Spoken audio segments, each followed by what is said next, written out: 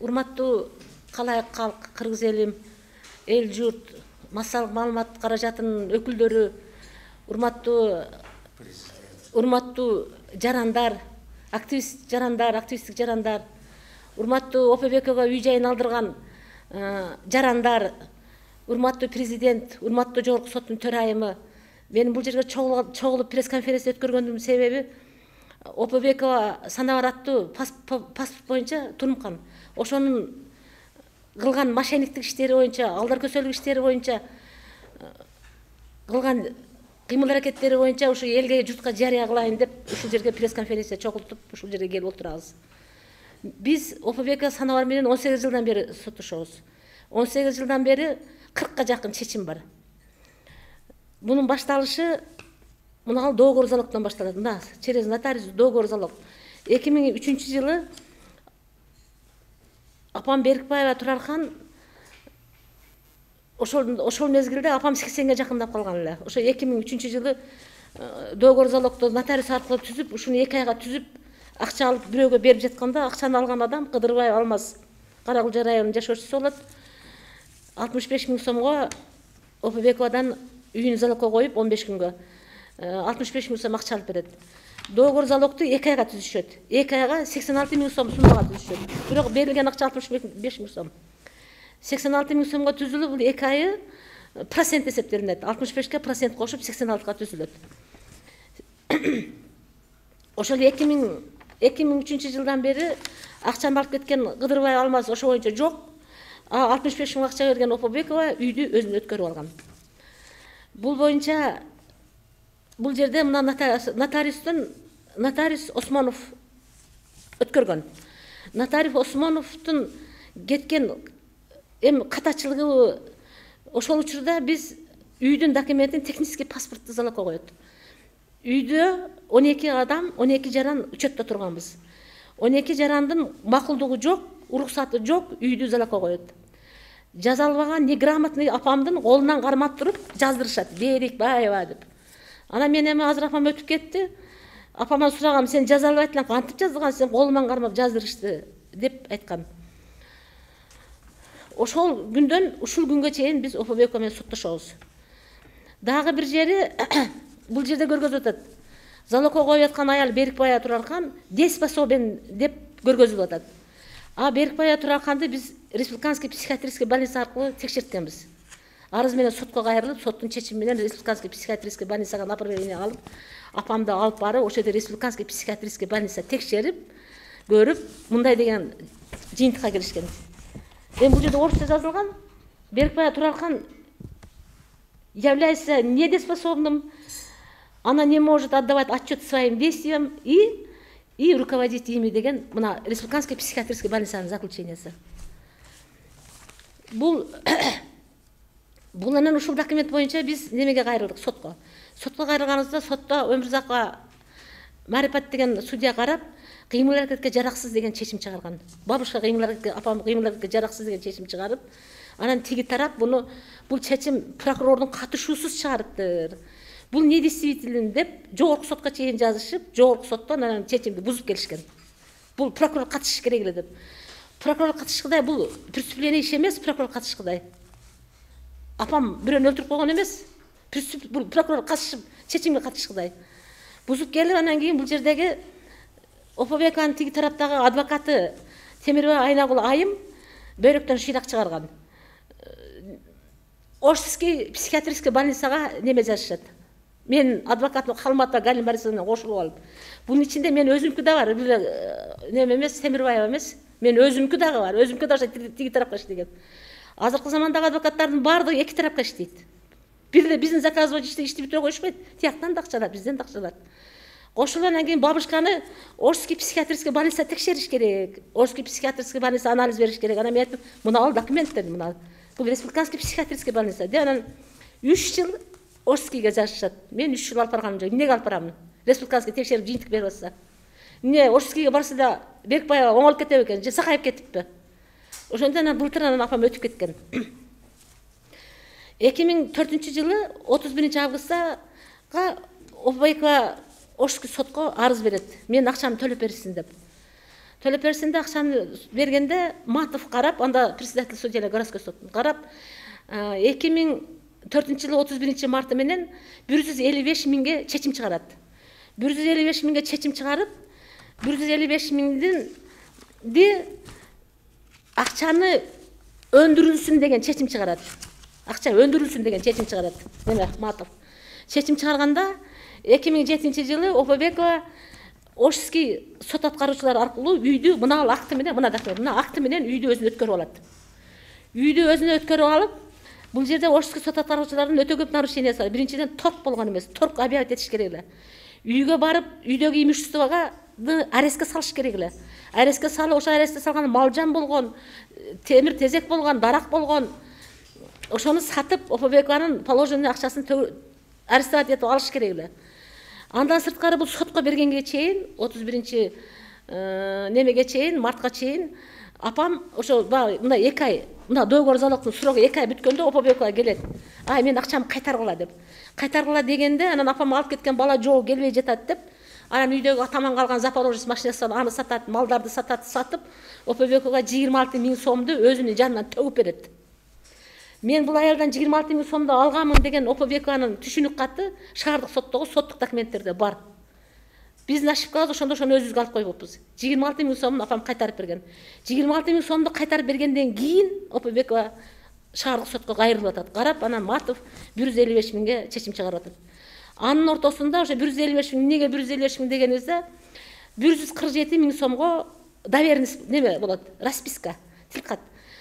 Ал расписканы биз жазган эмеспиз, апам жаза албаса ким жазды бул расписканы деп биз немеге кайрылабыз, сотко кайрылып, экспертиза дайындаганыбызда аны 147 миң сом распискасы фальшивый болуп чыгат. Неменин негизинде. Заключениянын негизинде, экспертизанын, почтовский экспертизанын негизинде фальшивый болуп чыгат 147 миң. 155тен 147 алганда Опобекова ошол жерде 8 миң акча калып атат. Кысасы биз Кудайдын жолундагы Опобекова бере турган акчабыз 44 миң сом. 44 миң сом акча. 155 дагы эмес, 44 миң сом Опобекова положенный сумма. Анан кийин мына неме менен өткөрүп, псинин актысы менен, сот аткаруучулардын актысы менен өткөрүп үйдө. Буну үйдү сот аткаруучулардын актысы менен өткөрүп жибергенин бизге маалымат бербейт. Бербей, анан 2010 жылы бизге выселениеге келет. Биз үйдөн чык, бошот үйдү деп. 2010 жылкы выселениеда анан биз билип отурабыз, үйдү акты менен өтүп кеткенин биз 2006 менен өткөрсө, биз 2010 жылы февралда билип атабыз, о том, что үйдү акты менен өткөрүп жибергенин. Өткөрүп жиберип, анан кийин Байызов аттуу жаранга Бишкекте, мына Байызов купли-продажа, Байылов аттуу жаранга мына договор купли-продажаны оформить этет. Байызовдун Бишкектеги үйүн биздин мына немедеги үйгө, туш Төлөкүндөгү үйгө алмаштырат үйдү. Үйдү алмаштырып, купли-продажа оформить этет. Анан Байызов 2 жыл каттайт, үйүм бошотуп бергиле, мен үйүм бошоткула деп. Анан Байызовду түшүндүрдүм, Байызов, сен туура түшүн, бул мошенниктик иш болуп атат. Бунун 44 миң сомун ала турган акчасы. Бул үй жайда биз азыр 12 адам пропискада турабыз. Анын үстүнө мына ал бала 92 жылдан бери психиатрический больницада учетто турат. Мына справка психиатрический больницанын. Учетто турат. Бул армиядан инвалид болуп келген 90 жылкы события менен биз үй бошото албайбыз. Апам каарыган, сен туура түшүн десек, ал бала түшүндү. Эже, мен билбей мошенниктер менен сыясат этип алыпмын. Мен Бишкекке сотко берип койдум. Барып үйүмдү ажыратып алам деп, Байызов үйүн ажыратып алган. Өзүнүн үйүнө барып кирип алган. Бирок доверенность азыр деле Байызовдун атынан берилип атат, адвокаттарына. Байызовдун атынан берилип атат, неме доверенность. Анан кийин мен Байызовго звонить эттим, үй, бирок госрегистрде үй Байызовдун атына катталып турат. 2019 жыл менен үйгө арест салып коюптур. Анан айттым, сен үйүмө алам кайра дебедиң беле десе, мен чыгып кеткенмин, ал жерде мен аралаштырмам, мен жокмун дейт. Анан мен айттым, сен онда эмнеге доверенность бердиң дедим. Зачем, эмнеге бересиң доверенность дедим. Сен соучастник болуп атасың бул жерде дедим. Bundan keyin anam biz şu 18 yılın içinde 3 жолу выселение olduk. 3 жолу. Birinci жолу 2005 жылы olduk. Biz her 5 yıldır үйдөн выселение болобуз кыш келгенде. 2013 жылы выселение olduk. 2015 жылы выселение olduk. Geçe жакында дагы выселение менен келди. Байызов чыгып кеткенден кийин анан Опобекова сот аткаруучуларга барабыз. Болуптур. Эми бул алган адам жоголуп кетти. Эми апам өлөр чагында тынчыраак о дүйнөгө кетсин. Ошо положение 44 миңди биз төгүп коелук. Ол бала келип калса кайтарып берер акчаңызды деп барсак, сот аткаруучулар ОПВКнын дежурный сот аткаруучулары болуп алган. Барсаң эле бошот үйдү. ОПВКнын үйүн бошоткула. Бошот үйдү деп кыйкырган сөздү угасың. Ошки сот аткаруучулар. Толук эле бошот эле деген сөздү угабыз. Акыркы соттун чечими азыр мен айтам бардым. Акыркы соттун чечими мына биз жогорку сотко кайрылдык. Дагы азыр эми 4-чү выселение башталды. Мына Абдыраев деген сот аткаруучу бизге сообщение жиберет. Үйдү бошот деген. Үйдү бошот деген. Биз только үйдү бошот, ОПВКнын үйүн бошоткула деген сөздү угабыз. ОПВКнын 44 миң сом акчасына. Үй ОПВКныкы эмес. Үй Беркбай Адамбайдын үйү бул. Үйдү атам 47-жылы түптөлгөн үй бул. 47-жылы түптөлгөн үй. Менде документтер бар. Атам бул үй жай үчүн мына айыл өкмөттүн токтому. Мына айыл өкмөттүн атама катталган токтом. Атама катталган токтом мына оригинал. Биз мына оригиналды айыл өкмөттөн алдык. Айыл өкмөттө атама катталган токтом. Беркбаевга катталган токтом. Бул бир. Мына Ош областык архивдик маалымат. Мына бул жерде жазылып атат. Үй 47-жылы курулган деп. Ал жерде 2 үй бар, бир коргондо. 47-жылы курулган биринчи үй ошондо неме болгон. Үй Беркбай Адамбайдын үйү. 2002-жылкы системный регистрацияда үй атам өлгөндүгү тууралуу күбөлүк менен үйдү айыл өкмөт автоматически апама өткөрүп жиберишет. Эми өлгөн адам жок болгондон кийин 2000 системада ошондо апама өтүп красный книга китептер жасалган, ошондон Кадырбаевга залогко коюлуп отурат. Бул үй жай үчүн мен атам 5 жыл кан төккөн. Атам бул үйдү мошенниктик жол менен, алдар көсөлүк жол менен кураган эмес. Атам согуштун 2-чи группада инвалид болгон. Мына документтер. Согуштун 2-чи группада 3 жолу ранен болгон. Эми караңыз. Азыр да айтаман. Мына ал атамдын документтери. Атам 3 жолу ранен болгон. 41-жылдан оборона Москвадан тартып атам 44-жылы Восточный Пруссиядан кайтып келген. Андан кийин атам 60 жыл мамлекетте кызмат өтөдү. Мына ал атамдын мамлекет тарабынан берилген наградалар 41-жылкы согуш таласынан алган медаль ордендерин 2005-жылкы выселениеде ОПВК өз урдап кеткенби, грузчиктерин урдап кеткен, урдап кетишкен жок. Документтер калыптыр. Орден менен медалдарын эч ким жок деген аңтарып. Аңтарган эмес, биз жокто милиционерлерди алып келип бардыгын үйдөн кууп чыгып барыбызды. Барыбыз кууп чыккан. Кууп чыгандан үйдү ташый башташкан. Эшке көчөгө карай. Медалдарын алып кеттир дагы. Ошондо жоголгон. Документтерди таппай калган. Атам алган ордендери жок, согушта алган ордендер. Үйдү атам мошенниктик жол менен кураган эмес, атам ак менети менен 60 жыл мамлекетте кызмат өтөп анан кураган. ОПВК санабар бир эле биз эмес, ОПВК санабар бизге окшогондун далайын какшаткан аял. Процентке акча берип берген акчаларын албай далай элди көчөгө калтырган. Мен азыр кайрылгарым ОПВКга үй жайын алдырган эл журт. Мен азыр мына Лакипреске телефонду таштап кетем. Жазгыда 0778 42 24 19. Ушул телефонго кайрылып, чогулуп, президентке чейин болсо да арыз менен кайрылып, ОПВКга окшогон мошенниктерге, анын ишин улантып аткан кызы Айнурага чара колдонушубуз керек. Анан кийин кече 24 августка дагы выселение назначение кылды. Ошский САКБ аркылуу выселение назначение кылып, анан кийин сот аткаруучуга барсам, мен баргыча үйдү бошотуп койгула дейт. Мен баргыча үйдү бошотуп, жакшы давра болду, жакшы жыңгар менен чыгып кеткиле дейт. Ал жерде психиатрический больницада 92-жылдан бери турган 2-чи группада инвалид бала бар. Бул үйдөн инвалид болгон эмес, бул город Полтавада служба кылган авиацияда ошол жерден инвалид болуп келген 90-жылкы неменин негизинде, согуштун негизинде ушул инвалид болуп келген. Томографияга тартылсам башында катып калган кан бар экен деген диагноз чыгарып беришти. Бөйрөктөн шыйрак чыгарган ОПВКнын Темирбаева Айнагүлү, сен өлүшүңдү ойлойсуңбу? Сен о дүйнөгө барганда Кудайдын астында жооп беришиңди ойлойсуңбу? Качанга чейин сен бөйрөктөн шыйрак чыгарасың? Мына 92-жылдан бери турган баланын учетун каяка апарасың? Буну эмне менен катмакчысың? Сен буну ол психиатрический больницада жиндилер отурбайт, мошенниктер отурбайт, ал жерде специалисттер отурат. Ушуну айтмакчымын. 2000 мен башында айтпай коюпмун, Төлөкөн айылындабыз. Төлөкөн айылынын Ош шаарынын Жапалак айыл өкмөтүнө карайбыз. Төлөкөн айылынын Таштана 1 көчөсүндөбүз. Менин фамилиям Адамбаева. Сотук жерибиз 38 сотук. 38 сотуктун 15 сотугу арендага берилген.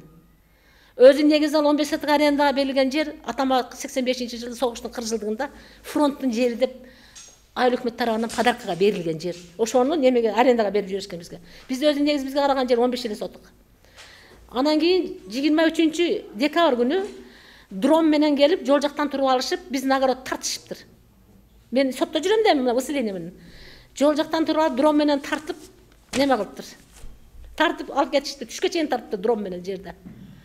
Госрегистрге барсам, 19-жылдан үйдө арестке салып коюптур. Абдыраевка барып, анан кийин биз сот аткаруучулардын действиясы боюнча айта турган болсом, исполнительный лист деген болот. Исполнительный лист пандемия учурунда Кадырбаев деген судья болгон Ошский сотто. Былтыр пандемия учурунда Кадырбаев 2020-жылы болду. 2020-жылы Кадырбаев пандемия учурунда немеден өтүп кеткен. Коронавирус болуп өтүп кеткен. Исполнительный лист, мен азыр эмнеде жоокун, исполнительный лист Кадырбаев атынан жазылыптыр. Кадырбаев эмне исполнительный листти о дүйнөдөн жазып жибербирди силерге. Темирбаева. Силерге Кадырбаев о дүйнөдөн жазып жиберген эмес исполнительный листти. Исполнительный лист оригинал эмес, исполнительный листти дубликат деп жазылып жүрөт. Дубликат. Дубликат. Баягы 147 000 распискасы фальшивый болгондой, бул дубликаттын ардагы фальшивый. Азыр сиздин эң ошондо мыйзам тарабы сизге эмне тоскоолдук болду? Кандай талап коюсуздар? Мен азыр айтам. Анан биз ошол боюнча албаса сотко кайрылсак, албаса сот исполнительности күчүндө калтырып койду. Бул качан эле чечилген үйдү бошоткула деп. Анан биз жогорку сотко кайрылдык. Мына жогорку сотко кайрылган арызыбыз. Исполнительность боюнча. Ооба, мына чыга эле эми каралат. Исполнительность боюнча жогорку сотко кайрылдык. Бул бир СКБнын действиясы боюнча мен соттук департаментке кайрылдым. Мына арыз 23-чү немеде апарып бердим, декабрда. Мына Ошский СКБдан биз отвод алабыз. Бизди любой райондук СКБга жибер. Бул биз Опобекованын Ошский СКБдагы дежурный сот аткаруучуларынан тажап жадап бүттүк. Депозит счетту бер, албасак да 44 000 төбөлөт десек эле үйдү бошот дейт. Толук эле үйдү бошот, Опобеканын үйү. 44 000 сомго Опобекага биз эмнеге үй бошотуп берет экенбиз? Акчаны берген Кадырбай Алмаздан алып алгыла, өзүңөр билесиңер. Кадырбай Алмаз каерде экенин. Мошенниктер. Анан кийин неме күнү 24-август күнү выселение келип атышат. Келип анан кийин мына аял келип атат. Мына. Азыр табайын, мына келип биз үй биздики. Опобекова бизге былтыр үйдү өткөрүп берген. Биз Бишкекте үйүбүзгө алмаштырганбыз үйдү деп мына. Мына аял келип, мына алып тартып жакшы тартып алышты. Мына. Тартып алсаңар болот. Башка аял Бишкектеги булардын үйүнө биздин үйдү алмаштырыптыр. Бишкек алмаштырыптыр. Опобекова. Кызы Айнур экөө. Алмаштырып, биз Опобековадан алмаштырганбыз, үйдү бошоткула деп бул келди. Бул келди эле биз сот менен мына жогорку сотко жазган арыздын негизинде ана шаардык сотто Барымбаев судья приостановление берди. Мына. Приостановление. Жогорку сот карап чечкичи. Ошо Опобекованын намында турбайт. Опобекова Байызовго купли-продажа оформить эткен. Азыр госрегистрде үй Байызовдун атында турат. Байызов алмаштырган, бирок Байызов кийин үйүн алып алган кайра Бишкектеги үйүн. Азыр эми биздин үйгө ушул данный момент кожоюн болуп мыналар келип атат, мында. Мына аял келип атат. Биз Бишкекте үйдү алмаштырышкан. Бизге алмаштырды, үйдү бошотуп койгула деп. Анан мына ошо Барымбаев берген приостановление негизинде токтоп калды. Жогорку сот карагыча. Анан кийин мына алжант этти, мына номер 0776 72 52 32 жылдыз деген экен. Мына Махабат аялдын иниси экен. Үйдү бошотуп койгула. Үйдү биз Бишкекке алмаштырганбыз. Эгер бошотпой турган болсоңор сотко берип, сот аркылуу ташталганларды чыгарып талкалап салам. Соттун чечимдери менен дейт. Жылдыз немеге рахмат биздин президентибиз Жапаров Садыр Нургозоевичке. Садыр Нургозоевич сот системасында аябай жакшы реформаларды жүргүзүп, сотторду аябай жакшы тарбиялап, адилеттүү карап, адилеттүү чечимдерди чыгара турган сотторду алып келип отургузган. Ошо президентибизге иштерине ийгилик, ушундай реформаларды жүргүзүп, ошо биздин мамлекеттеги ууруларды, мамлекет турдаган ууруларды жакшы эле чара көрүп, жакшы эле кустурушту. Мына окшогон мошенник, мына Опобекова, мына Жылдызга окшогон сот менен талкалап салам деген мошенниктерге дагы чара көрүлсө, чара колдонулса. Жылдызга айтып коеюн, Опобекованын пайдасына бир тараптуу карап, бир тараптуу чечим чыгарган Опобекованын дежурный соттору конкурстан өтпөй, соттук посттон кетишкен эч агы эле. Азыр бүт профессионал акыйкат карап, акыйкат чечкен грамотный балдар, грамотный аялдар отурат сотто, соттук немелерде, орундарда. Сен бизди ОПБКнын дежурный сотторунан областной сотто экөө калды, биздин Ошкил шаардык сотто бирөө калды. Аны фамилиясын айтпай эле коеюн. Урматтуу жогорку соттун төрайымы, мен сизден суранамын. Мени ушул вопрос боюнча кабыл алсаңыз. Неме кабылданыңызга мен жазылып кабыл алып, мени кабыл алсаңыз, мен ушул суроо боюнча кайрылсам. 18 жылдан бери мен кирбеген эшик, мен кирбеген тешик калган жок. Мен көп жерге кайрылдым арыз менен. Эч жерден эч кандай тыянак кабыл алынган жок. Бир гана эле ушу президентибиз Садыр Нуркуловичке рахмат. Ушул келип, ушунун жүргүзгөн реформасы менен, ушунун сотторду жазалаган иши менен кичине азыр мына келип отурган азгысында жаңыланып келип отурган сотторго да рахмат айтам. Реальный карап, реальный чечип калган соттор келип отуруп калды. Бул бир, экинчиси ОПБКга үйүн алдырган жарандарга кайрыламын. Мен телефонумду жана айттым, барыңар мага кайрылгыла, чогулуп ОПБКга чара колдонобуз. Айрыкча мына Мажирымтал көчөсүндөгү, азыр Монуев көчөсүндөгү домдо 20 000 сом акчасы үчүн 2 комнаталы квартирасын батырын алдырып жиберген келинге кайрыламын. Келгин. Мен телефонума айттым, келип кайрылгын. ОПБКнын окшогон мошенниктерге, алдамчыларга булар налог да төкпөйт. Бул налог төкпөйт булар. Буларды налог төктүрүш керек, бул сүткорлорду. Буларды сүткор дейт. Булар өлүшүн ойлобойт. О дүйнө деген бар, о дүйнөдө биз Кудайдын астына жооп беришибиз деген. Буларда түшүнүк жок. Булардын түшүнүгү бир эле үйдү алыш. ОПБК ошондой принцип менен көп жыл көп адамдарды үй жайынан чыгарган. Мен силерден суранам, мына YouTube каналдардан, башка каналдардан угуп көрсөңөр, бардыңар кайрылгыла, чогулуп чара колдонобуз. ОПБКга окшогон сүтконлорго аял ОПБКга сана бар. Паспортунда Турункан. ОПБКга, ооба. Бул өзү түпкү теги Таластан болот экен. Бирок Базаркоргонго күйөөгө тийип, Базаркоргондо жашап, анан ушу сайыз бузулгандан баштап 95-жылдан кече канчанчы жылга чейин 50% акча берип, анан кийин Бишкекке көчүп кеткен. Эми ал ишин Бишкекте улантса керек, эми мына аялдардын үйдү бошот деп келгенине караганда, значит, бул деятельностун Бишкекте улантып атыптыр бул ишин. Болду. Мен Аданбаева. Раймақан. Аданбаева Раймақан.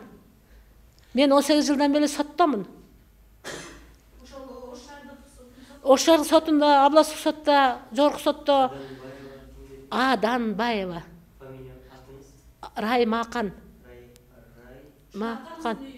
Бул атаман калган үй. Бул үй атаман бизге дарсыны калган. Атамга атам согуштун 2-чи группада инвалид болгон. Атам 5 жыл фронтта болгон, 2-чи группада инвалид болгон. Мына эки атам турат. Мына 69 жашында өтүп кеткен. Атам эл үчүн, жер үчүн мамлекетке кызмат өтөгөн. Бул үй жайды мошенниктик жол менен бизге чыгаргандар деле болгон, реально караган соттор деле болгон. Соттордун бардыгы жаман эмес. Дежурный соттору ал тарапка чыгарып келген. Бир тараптуу карап, биздин кызыкчылыгыбызды көздөп эч ким чыгарган эмес. Только эле ОПБК ага бизге чейин канча үйлөрдү алып жүрөт бул. Булар Ошондой үйдү апамыз залогко коюп, ала турган акчасы 44 000 сом. 44 000 сом акча үчүн, 44 000 сом акча үчүн мына ал писинин актысы, мына Сакырдын актысы, Ошский сот аткарышын актысы, мына менен үйдү өзүн өткөрүп алатат. Ушул эле закон болгон мына. Үйдө мына Барымбаевдин чечими менен, Барымбаев судья жеңиштин чечими менен исполнительдер келип, анан исполнительдердин дагы действиясы боюнча мен Ош шаардык прокуратурасына 23 декабрь күнү арыз жазганмын. Мына исполнительдин незаконный действиясы боюнча чара колдонуп бергиле деп. Биринчиден, мына ал бала бар, инвалид 2-чи группада 92 жылдан бери. 90 жылкы событий менен инвалид. Бир. Экинчиден, үйдүн айырма акчасын төккөн эмес. 44 000 сомдук үй эмес ал биздин үй.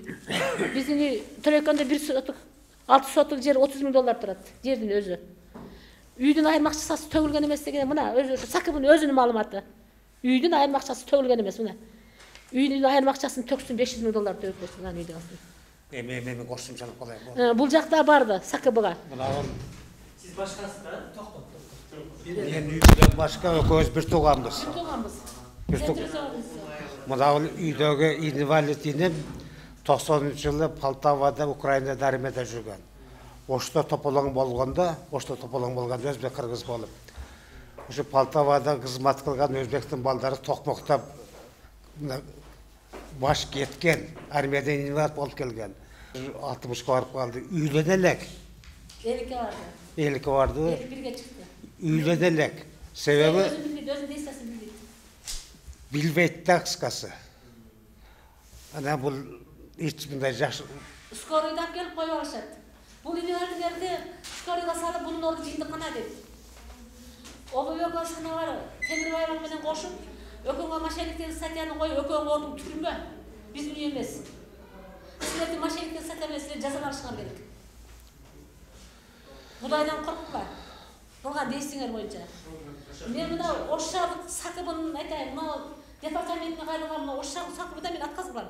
Себебі бұл жақта барған, депозит счетыңарды белгіле, біз ананы албасақта төгіп қойылы қырттырды десе, Обабек үйін бошатып қойғылады, бұл тарапты қуып шыққан.